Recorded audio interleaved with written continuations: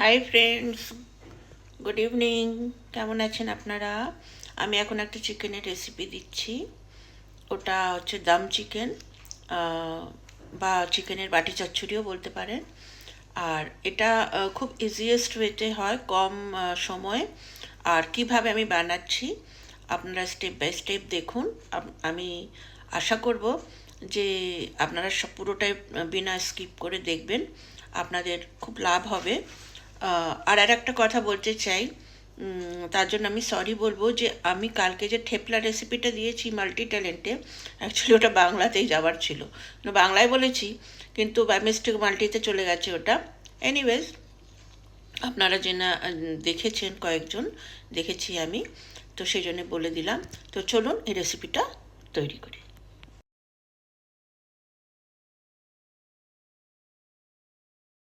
তো বন্ধুরা দেখুন, এই যে এতটা কুক হয়ে গেছে, ব্যাস এর জলটা খালি। সবার আগে লাগছে চিকেন রয়েছে, 1 কিলো মতন রয়েছে চিকেন। এটাকে ধুয়ে নিয়েছি, ঠিক আছে।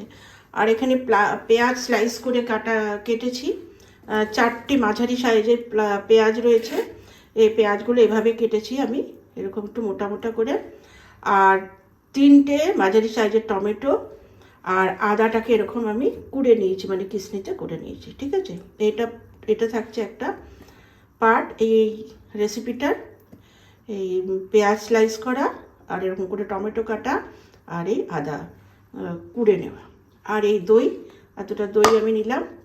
আর এর মধ্যে মশলা রয়েছে কাশ্মীরি লাল মির্চ মশলা, এটা একটা চিকেন মশলা, নুন, হলুদ আর ধনে গুঁড়ো, ঠিক আছে।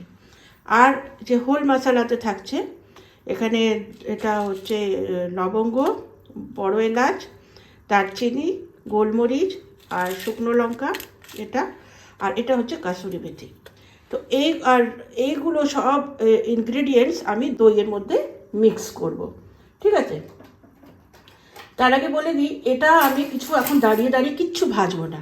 এই প্রত্যেকটা জিনিস আমি এতে মিক্স করব, আর আপনারা স্টেপ বাই স্টেপ এটা দেখতে থাকুন।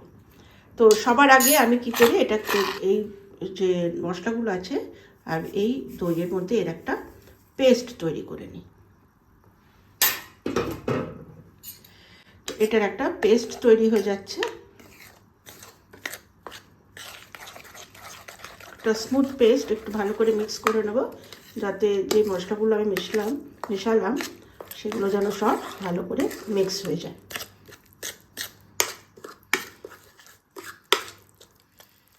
এতে জলও পড়বে না, আর আমি এখানে দাঁড়িয়ে থেকে কিচ্ছু ভাজবো না।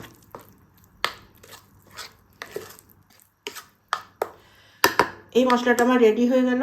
এই আমার যে কাটা জিনিসগুলো লাগবে, পেঁয়াজ, টমেটো আর আদা, এটা রেডি হয়ে গেল।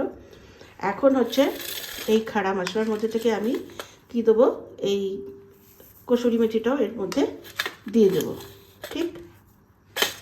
আচ্ছা, দিয়ে এটাকে আবার আমি কি করলাম, মিক্স করে দেবো, ভালো করে এটা মিলিয়ে দেবো পুরো। এটা হলো, এটা একটু সরিয়ে রাখি। এবার চিকেনটাকে আনি, চিকেনের মধ্যে একটু জল রয়ে গেছে, ওটাকে একটুখানি আমি ড্রেন করে দিই চিকেন।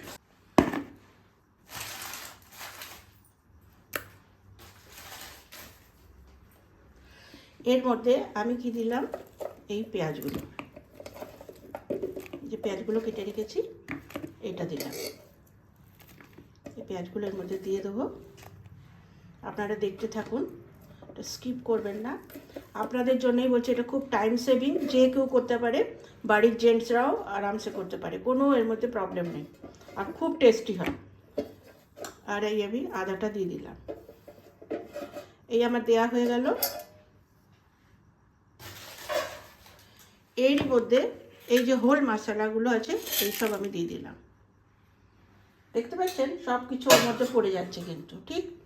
আর কুকিংয়ের জন্য আমার যতটা তেল দরকার, মাস্টার্ড অয়েল, ঠিক আছে, আমি অতটা তেল এর মধ্যে দিয়ে দেবো। আমার যতটা তেল কুকিংয়ের জন্য দরকার আমি ওটা দিয়ে দিলাম। এরপরে যে আমি পেস্টটা তৈরি করেছিলাম এটাও এর মধ্যে সব আমি দিয়ে দেব।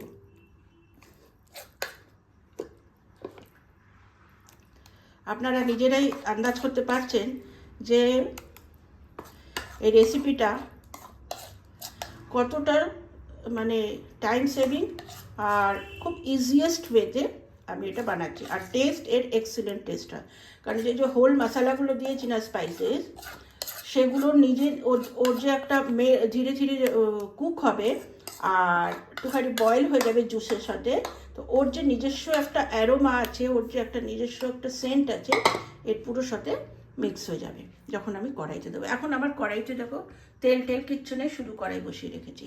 এবার আমি এগুলো হাত দিয়ে ভালো করে মাখবো, যেমন বড়া মাখে না, ডালের বড়া বেশ করে আমি। আর পারলে এই পেঁয়াজগুলোকে একটু একটু আমি খুলেও দিচ্ছি, যেগুলো ভাতের মতো মোটা মোটা বাড়ছে।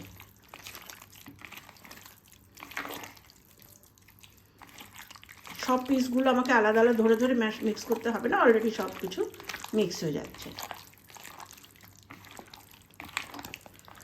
বেশ করে আমি সব মশলা এতে, আর পেঁয়াজ না খুললেও কোনো ব্যাপার নেই, ওর নিজে নিজেই যখন হিট পড়বে না তো এটা খুলে যাবে,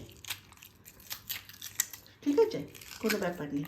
এই পেঁয়াজগুলোকে আমি এখানে দেখেছেন লাল মির্চে মানে রেড চিলি পাউডার এটা দিইনি, কারণ আমি গোলমরিচ দিয়েছি আর এই যে এটা দিয়েছি শুকনো লঙ্কা, ওতেই এ হবে। ভারী হয়ে গেছে বাউলটা, দেখি ধীরে ধীরে দেবে। এই আমি পুরো দিয়ে দিচ্ছি, ঠিক আছে। আর এটাকে আমি কিচ্ছু করবো, নাড়া টাড়ার আমার কোনো কিচ্ছু দরকার নেই।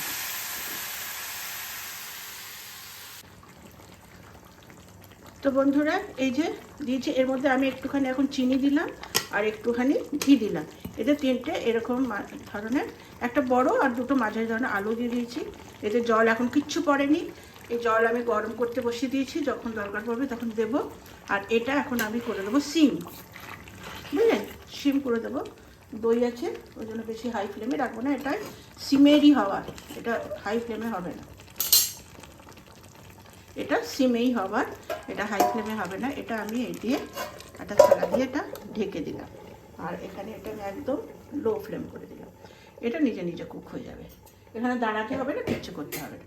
আর এই জলটা গরম করতে বসিয়ে দিলাম, যখন আমার মনে হবে যদি বেশি জুস ছেড়ে দেয় তাহলে আমি জল দেবো না, যদি না ছাড়ে অল্প করে এতে জল দেবো, এই জন্য এটা বসিয়ে রাখলাম। তো চলুন বন্ধুরা, এটা ততক্ষণ হোক, আমরা ততক্ষণ অন্য একটা কাজ করে নিই। তো বন্ধুরা দেখুন এই যে এতটা কুক হয়ে গেছে, প্লাস এর জলটা খালি আমি একটু শুকিয়ে নেবো। আমাকে জল আর দিতে হয়নি, ওর যে জুসটা বেরিয়েছে প্লাস দই তো ছিলই, তো এরকম একটু আরও শুকোবে জলটা, ব্যাস, আর আমার এটা রেডি হয়ে যাবে।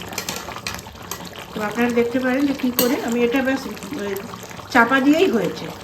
হ্যাঁ, আমি কিছু এই আপনাদের দেখিয়েছিলাম ছাড়ার সময়, আর এই এখন এই সেকেন্ড টাইম এটা নাড়লাম, এর মাঝখানে আমি নাড়িনি, আর আমার এখানে ভাত রেডি হয়ে গেছে।